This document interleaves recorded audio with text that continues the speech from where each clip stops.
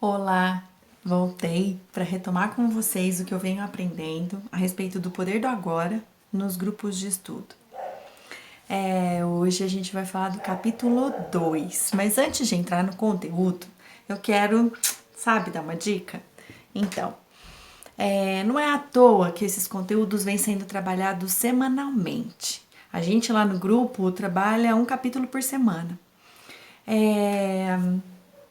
É um conteúdo que, assim, não é pra ler uma vez, entendi. Não é um romance, né? Não tem um enredo com uma história que você quer mais e mais e você pode consumir, que nem RuPaul, né? É outra pegada, né? A gente tá falando de um estudo de autoconhecimento, de desenvolvimento, da gente se perceber, da gente perceber melhor os outros, da gente, né, vivenciar. Então é algo que eu proponho que você consuma também semanalmente, sabe? Dá o tempo para digerir o negócio, para ver como é que isso funciona, integra isso. Transforma esse conhecimento em sabedoria, sabe? Implementa, usa, né? Então, para isso precisa ter um respiro de uma semana para outra, senão você não vai nem lembrar daquilo que rolou, entendeu? Então, observa. Fica com o conteúdo e observa, tá bom? Combinado? Então, vamos para o conteúdo do capítulo 2. Consciência, o caminho para livrar-se do sofrimento. Esse capítulo está dividido em 5 partes. Para de criar sofrimento no presente, dissolve o sofrimento do passado. Aí vem o cara.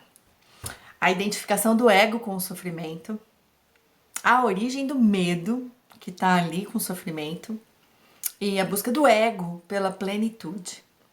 Fica ligado. Muito bem, então o primeiro tópico para não gerar mais sofrimento no presente. E aí a gente começa pela definição de sofrimento.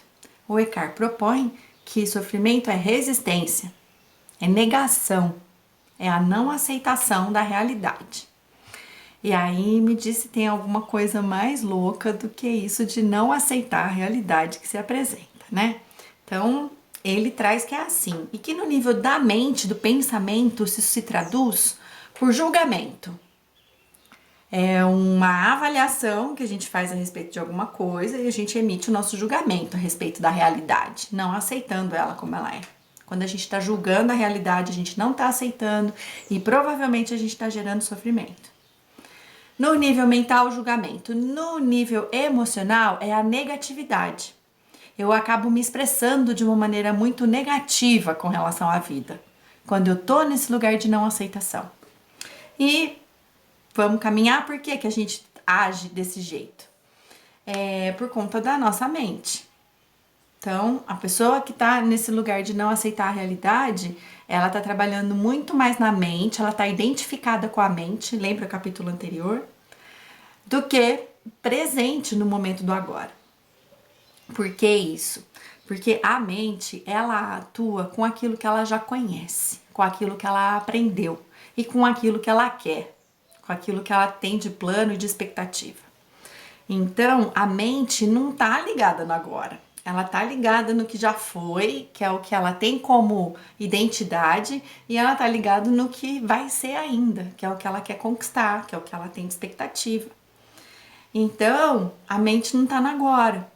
E é por isso que eu não consigo aceitar essa realidade. Eu tô fechada, eu tô vivendo só daquilo que eu já sei, eu não tô aberta para aprender coisas novas. Eu tenho um plano, eu tenho um objetivo, eu quero, sabe? Tá ligado mais no futuro do que no presente. Sofrimento é usar o momento presente como se fosse só um passo para chegar no futuro. Você tá negando a tua vida, você tá negando a tua realidade presente, a energia que tá aqui agora à disposição de você, porque você só fica pensando no que vai ser, no que vai ser, no que vai ser. Quando eu passar no vestibular, quando eu comprar meu carro, quando eu me formar, quando eu casar, quando eu tiver um filho, quando eu for promovido, quando eu comprar uma casa. E aí, quando o quê? É só depois, entendeu? E agora? É isso. No livro tem a frase: aceite o momento presente como se fosse uma escolha sua. Para de brigar contra o tempo, contra a vida, para de resistir contra o fluxo. E você vai ver como a vida fica sua amiga e passa a fluir junto com você, a seu favor. Certo. Segundo tópico agora, dissolvendo o sofrimento do passado. Então a gente viu no tópico anterior uma dica para não ficar gerando sofrimento no presente. Todo esse sofrimento que a gente vai gerando no presente vai se somando ao sofrimento que a gente já gerou na gente até hoje. Sofrimento é um tipo de energia que vai ficando impregnado no nosso corpo. E aí, quando um sentimento que eu gero aqui, um sofrimento que eu gero aqui no momento presente, reverbera, se identifica com algum outro sofrimento do passado, eles se somam, sabe? Vai fazendo uns blocos cada vez maiores. E tá sujeito a, quando a gente tem a necessidade de expressar isso, na verdade, quando isso acaba vazando, da gente sofrer não só a gente mesmo, mas da gente fazer os outros que estão em volta da gente sofrerem também. É algo para se cuidar, né? Então, para pensar que às vezes as pessoas fazem coisas mesmo que não vão de encontro com expectativas nossas. Coisas que não tem nada a ver com aquilo que a gente pensava a respeito da pessoa. E quando isso acontece, um bom caminho, ao invés de ficar apontando o dedo e julgando a pessoa, imaginando o que ela fez, o que ela devia ter feito, o que ela não devia ter feito, é olhar para você, né? Onde é que aquilo te pegou? Você não se sentiu ouvido? Você se sentiu desprezado? É algo a respeito de vergonha? Foi uma traição para você? Onde é que isso pegou? Né? Diz que não, é um dos postulados mais importantes da psicologia, né? Quando A fala de B, eu sei mais de A do que de B. Não é você que fala demais, eu que não tenho paciência para ouvir. Porque tem um monte de gente que gosta de ouvir você, não é? Então, o problema não é seu, o problema é meu, né? Então, quando A falar de B, eu sei mais de A do que de B. E aí, então, quando eu me sinto decepcionado com alguma coisa que alguém fez, onde é que isso pegou em mim? Eu fui ingênua de confiar nessa pessoa? Vai pesquisar em você onde é que isso reverbera. E aí, por exemplo, você vê se aproximando uma raiva. Não se identifica com a raiva, observa a raiva. Você não é a raiva. Não precisa deixar a raiva atuar por você. Observa a raiva, vê para onde é que ela está olhando, escuta o que ela tem para te dizer. Vou dar um exemplo, tá? Às vezes a gente briga com alguém, tá lá lavando a louça, lembra o exemplo de lavar a louça? Aí você tá lá na raivinha, né? Ai, fulano falou não sei o que, não sei o que, não sei o que de mim. Ele vai ver só, tá achando que parece que vai chegar aqui, vai mandar em mim, vai me falar o que eu tenho que fazer. Não é assim comigo, não. Vai vendo, né? Então, observa esse diálogo interno que a gente cria com as pessoas. Isso é gerar sofrimento. Isso é não estar lavando a louça. Isso é estar lavando a louça pensando no fulaninho que fez alguma coisa lá atrás e você continua com isso até agora, né? Isso é estar vivendo no passado. Isso é estar gerando sofrimento. Então, se você conseguir observar esse diálogo interno sem se identificar com ele, primeiro, você já vai parar de alimentar essa raiva. Ela já vai diminuir. Nossa, eu tô com raiva dessa pessoa, eu fico imaginando o que eu tenho pra falar pra ela, deixa eu entrar em contato com essa raiva que eu tô sentindo. Ah, ele acha o quê? Que vai vir aqui mandar em mim? Parece que pensa que é igual meu pai. Nem que meu pai eu obedeço mais, vou obedecer os outros. Tá vindo então essa questão da relação com a autoridade, da relação com o pai, aí que seja. Vai se trabalhando, vai se limpando e vai buscando onde é que isso te acessa. Porque você vai conseguir se limpar e não gerar tanto sofrimento e limpar o sofrimento do passado. Mais ou menos esse é o caminho, tá? Terapia é bom também, eu gosto. Ajuda muito nessas limpezas que a gente precisa fazer dentro da gente, né? Muito bem. Feito isso, o próximo tópico ainda desse capítulo é a respeito do que grandes sábios vêm dizendo há tanto tempo. Sofrimento é ilusão. E quantos de nós já não ouvimos isso e acreditamos e concordamos com isso, mas e aí? Será que a gente está praticando isso, né?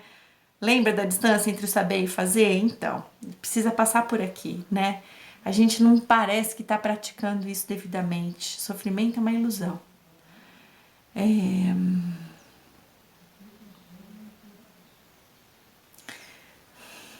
E aí, para fechar esse tópico, o livro menciona a respeito do sofrimento que a maioria das mulheres ainda precisa lidar no período de TPM. E esse é um outro exemplo que eu gosto de estudar, né? Eu ainda sinto TPM em alguns ciclos. Mas quando eu me lembro que eu tô nessa fase do ciclo, a irritação cai assim, de 90 a 10, né? Só porque eu lembro que é o ciclo. Não quer dizer que não tem sofrimento para limpar, né? Para mim, se tem TPM, é porque naquele ciclo eu não soube lidar tão bem com determinados assuntos e nessa época eles aparecem para eu poder revê-los. Então, esse exemplo da forma de lidar e de observar, eu já sinto na prática isso, né? Se eu não me lembro que é TPM, eu fico aqui. Lembrou, é TPM. É uma lente de aumento que me possibilita enxergar o que eu posso ainda elaborar e aprender a respeito desse último ciclo que não foi tão redondo quanto poderia, sabe?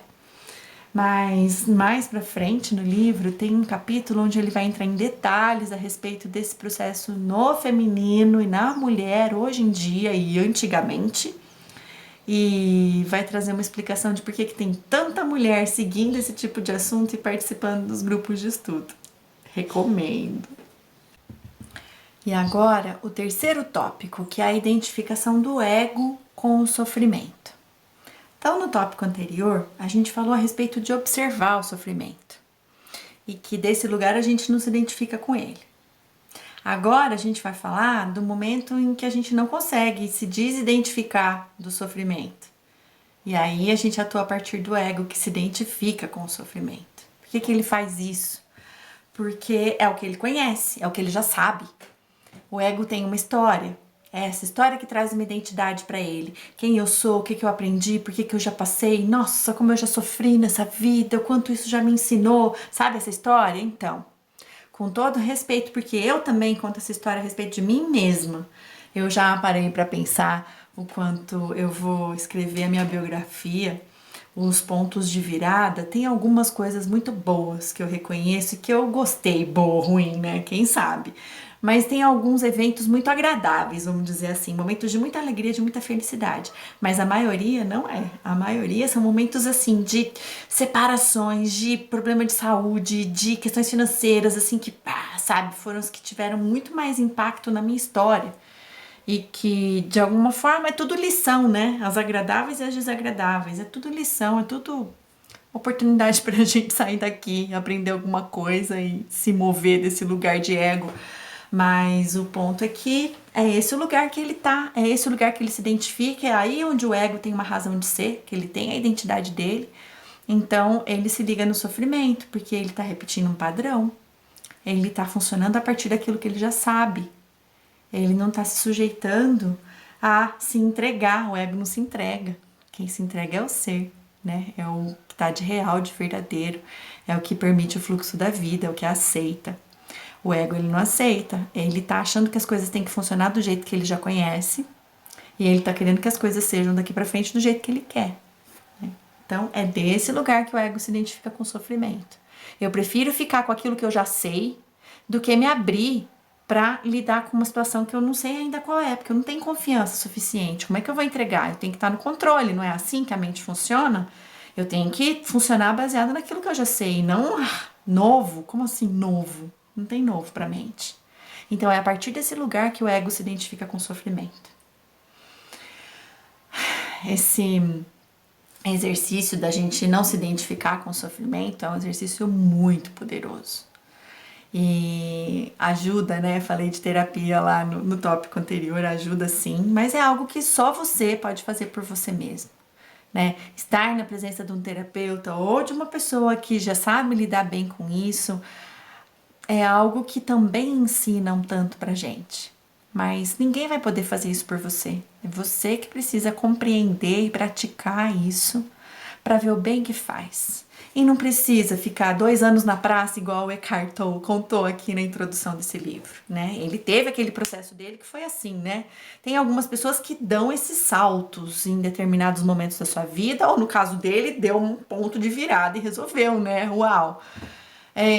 Para a maioria das pessoas, e eu me incluo, eu sinto que não é bem assim, né? Que é um processo, né? Que nem andar de bicicleta, né? Você vai pegando a prática, vai pegando a confiança, vai caindo cada vez menos, mas ainda cai. E aí precisa levantar. vai levantando cada vez mais rápido, até chegar um ponto que você não cai mais, até chegar um ponto que você não tá mais prestando atenção na bicicleta, no pedal e na direção. Você tá curtindo a paisagem e a decidona, né? Isso. Então, é um exercício que a gente vem fazendo para conquistar esse espaço. Para mim, é uma constante observação, vigilância, atenção. E até que tem alguns momentos em que a gente solta o guidão e isso já entra no nosso estado automático. Maravilhoso. Mas é um trabalho que se faz o tempo todo, todo agora. Para mim é. Quarto tópico, a origem do medo. E aqui a gente não vai falar do medo de uma situação presente, concreta. A gente está falando da doença do medo, da mente zapeando pelo passado e pelo futuro, sem terminar um assunto e já começar outro e ficar em milhões de lugares, se não aqui. Essa dissociação gera uma angústia na gente, porque o meu eu verdadeiro, ele tá aqui agora. Independente de eu estar consciente disso ou não, eu tô aqui. E se eu me identifico com essa mente zapeando, isso causa uma angústia. Não tem grounding, não tem base, né? Tudo é resultado do que eu fico imaginando daqui, do que eu fico imaginando para lá. Isso gera uma angústia. E essa angústia, esse medo, é o maior medo do ego, né? É o medo dele ser descoberto. É o medo de eu me dar conta de que esse monte de coisa aqui, ó, é tudo coisa da minha cabeça, que o que eu tenho é o que tá aqui, ó. Então, todos os medos do ego podem se resumir ao medo da morte. Um exemplo que melhor ilustra para mim esse negócio do ego com medo de morrer é aquela necessidade que muitos de nós ainda têm de ter razão, sabe? Não, eu sei do que eu tô falando, eu estudei isso, não, eu passei por isso, eu tenho uma experiência nesse assunto, eu sei que é isso, eu sei que é assim. É como se o ego estivesse precisando defender a razão de ser dele. Tudo aquilo pelo qual ele já passou. Tudo aquilo que ele já conhece, que ele já entende. Um lugar de propriedade onde ele se faz, onde ele se constrói. A sua identidade.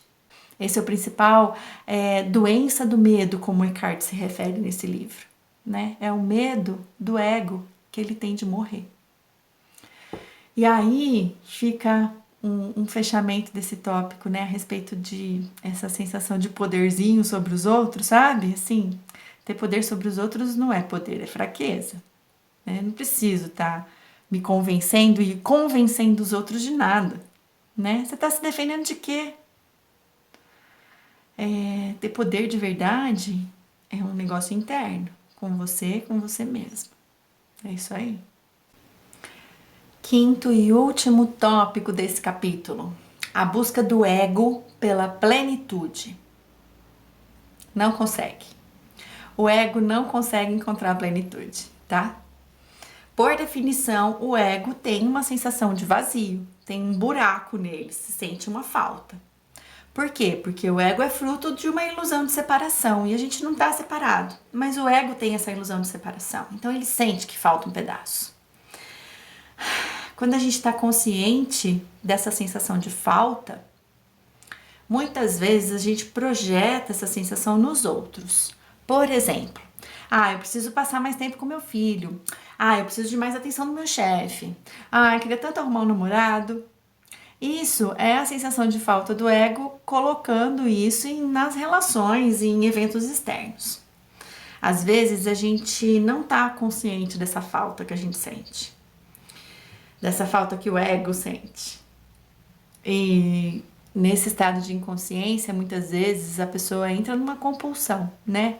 Por comprar, por comer, por estudar e ler, aprender um monte de coisa, por compulsão, por coisas que geralmente não fazem bem. O fato é que a gente fica procurando no ambiente externo algo que possa preencher essa sensação de vazio que não é possível de ser preenchida. Pelo menos não no ego, só na presença. E aí eu não preciso preencher nada, porque não falta nada. É isso tudo que o ego busca do lado de fora para ter essa sensação de plenitude, dinheiro, propriedade, status, aparência física, relacionamentos. O que mais? Me ajuda aí. conhecimento, poder, tudo isso, em algum momento você vai se dar conta que isso não é você. Você não é nada disso. E você não precisa acreditar. Em algum momento você vai acabar vivendo isso. Morrer é se despojar de tudo aquilo que a gente não é. E aí o Eckhart propõe para esse último capítulo que para a gente viver uma vida plena, para que a gente possa ir aprendendo a morrer enquanto a gente ainda está vivo, para que a gente venha descobrir que a morte de verdade não existe. Como se diz na oração de São Francisco, e é morrendo que se vive para a vida eterna. É isso. Até a próxima. Grata por poder compartilhar.